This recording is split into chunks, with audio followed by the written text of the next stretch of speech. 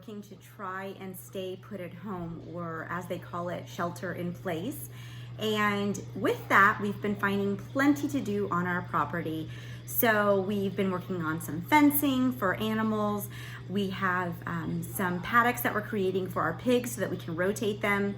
We've now moved our cows into 2 separate areas on sacrifice areas, meaning that the ground is being sacrificed for the cows. They're beating it up so that we can get them off the pasture so that grass will start growing, and hopefully we can get them onto the pastures in May.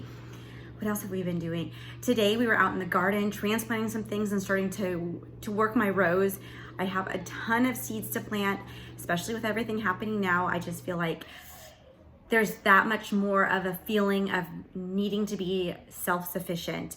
And honestly, we really haven't needed to go to the store for much. We have a food storage, and I used to think it was so silly, but I'm very proud of it now because I know that if things got worse and we absolutely could not leave the house, that we would be able to be or have food for our family.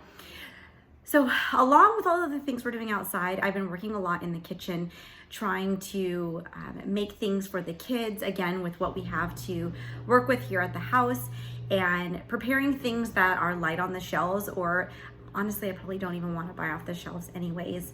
I have 2 loaves of sourdough currently in their first rise. That's those back there. I just set them at room temperature. So I should be able to do, I should be able to knead them this evening, do a second rise. I might do, I'm still new to sourdough, but I think I can put it in the fridge overnight so that it slows it down and it does give it a little bit more of a sour taste.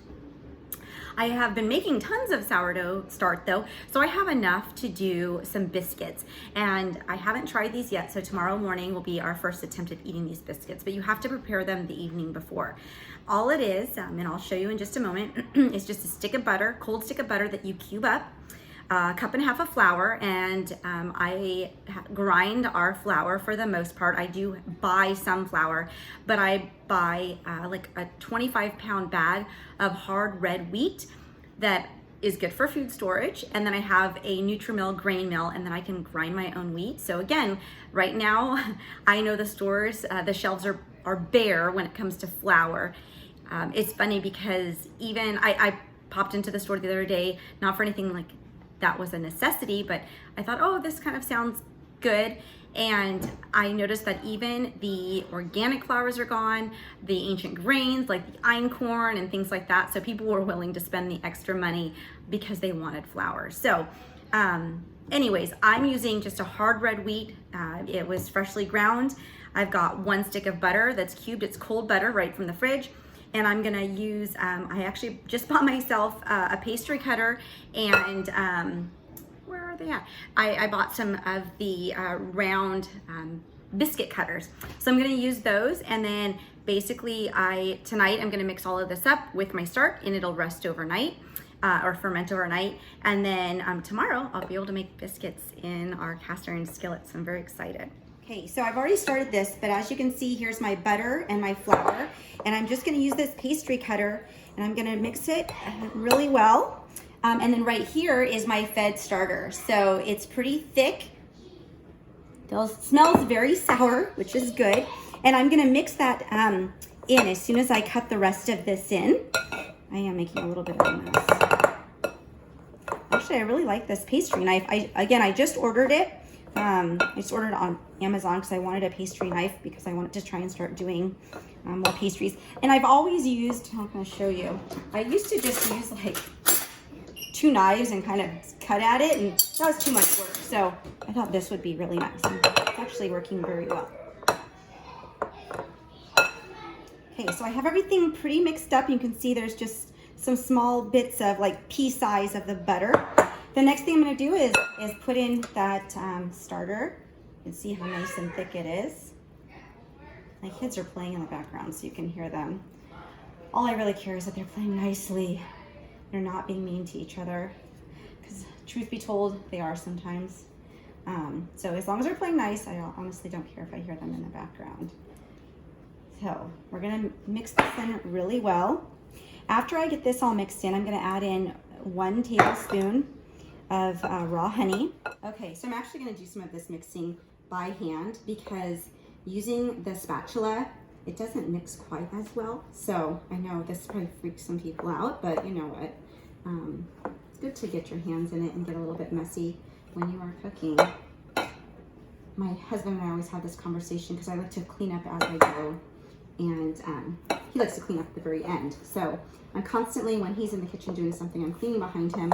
It's like usually be wiping up the flour that I've dropped and things like that. But for this purpose, I'm not going to. But see, you can see that it's really starting to mix a lot easier when I'm using my hands. And so once we get the honey mixed in, I'm just going to cover it with a tea towel, and then I'm going to let it rest. You can let it rest for 8 to 24 hours. My understanding is that the longer you let it rest, the easier it is for someone with gluten intolerance to digest. So my oldest son has a gluten intolerance, so I try and let it rest a little bit longer. 7 o'clock at night right now. We're gonna get a good, I would say 14 hours out of it at rest. So that should be pretty good, but you always wanna go a minimum of 8 hours before you use it because you want that sourdough to really be activated. So I'm gonna add my honey in, and then I'll stir it again. Okay, here we go. Everything is all mixed up, pretty easy. So I'm just gonna put my tea towel over the top, just like I did when I fed my sourdough in the first place, and just set it aside. I'll probably move it somewhere easier in the kitchen. And then this is what I have remaining of my sourdough. So it does need to be fed again. You can see it looks a little bit flat. You can see some of the bubbles in it. When you feed it though, it goes from, see about how high is it? So it's pretty low right now. It'll double in size when I feed it. So if I feed it this evening, it'll double in size by tomorrow morning. And one of the things I've been doing when I feed it in the evening is making sourdough pancakes for breakfast. Something else that I'm working on this week is freezer jam. During the summer, I often buy these buckets of strawberries that are cut and hold, and they're just in their juice. There's no added sugar to them. It's a 15-pound bucket. I typically buy a raspberry and a strawberry specifically to make jam. I made jam late in the summer with the raspberries. I also made apricot jam, and I used up all my freezer jam containers, and I couldn't find them anywhere else. Where I previously had purchased them at Fred Meyer and Target and Walmart, and none of those stores had them. I went on Amazon, they didn't have them, so I thought, well, I'll just wait until we use up some of our jam and then I'll make some more jam. Well, we've used up a lot of jam, and I have this big pail taking up space in my freezer, which may be needed at some other point. So that would be a perfect time to make jam. All I do is, I think I'll make a separate video on freezer jam. It's pretty easy. I really, really, really like Pomona's pectin. I find that it is one that offers a low sweetener. It also offers a honey option. So we love honey, and that makes it really good for us.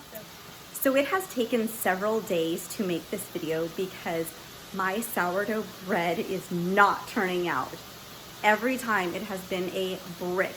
Literally, I think I fed 4 or 5 loaves to my pigs. They've really enjoyed it, but I think I've got it now. So I tried a different recipe and switched back to my whole wheat flour that I grind. I was trying einkorn, and it just wasn't working as well as I thought. I use einkorn for other things, and I've read a lot about it being great for sourdough. I tried it, but there's a different moisture amount for einkorn. It needs less water, which was very confusing for the recipes that I use, so I just ditched it. But it is on its final proof right there, and I'm putting it in the oven in like 2 hours. I'm very excited. So just a final note on this video, I wanted to show you some additional things that I'm doing in the kitchen right now. Okay, a lot of things going on today. I spent some time in the kitchen today after we finished school, and so we're only 30 minutes in on this, but this is 18 hours. There's yogurt in there. This is dinner tonight. It is going to be a rabbit pot pie. So this is rabbit that we harvested when we had rabbits, and it's gonna be pot pie. This over here is my crust for my pot pie, which I haven't done yet. This is going to be, this is bone broth that I made. That is going in the pot pie. And this is all my leftover stuff from things that I made earlier today. There's my sink of dishes because that's real. Lastly, I wanted to show you, I've got to form these, but here are a snack for my kids. I'm really trying to get away from any sort of pre-made things, so I'm trying to make them snacks. I hope you've enjoyed this video. A lot of it has had to do with getting back to the basics and using what we have available to us, getting into some whole foods that I have in food storage, and really focusing on the health of my family. So my plan in upcoming videos is to really get into the nitty-gritty of some of the recipes I use and some other things that we do on the homestead. Thanks for watching. Okay, what do you think of the biscuits? Yeah, my biscuits are really good. Do you like them, Trade? Yes. Griff? Biscuits are good? I like the jam. You like the jam? That homemade jam is tasty.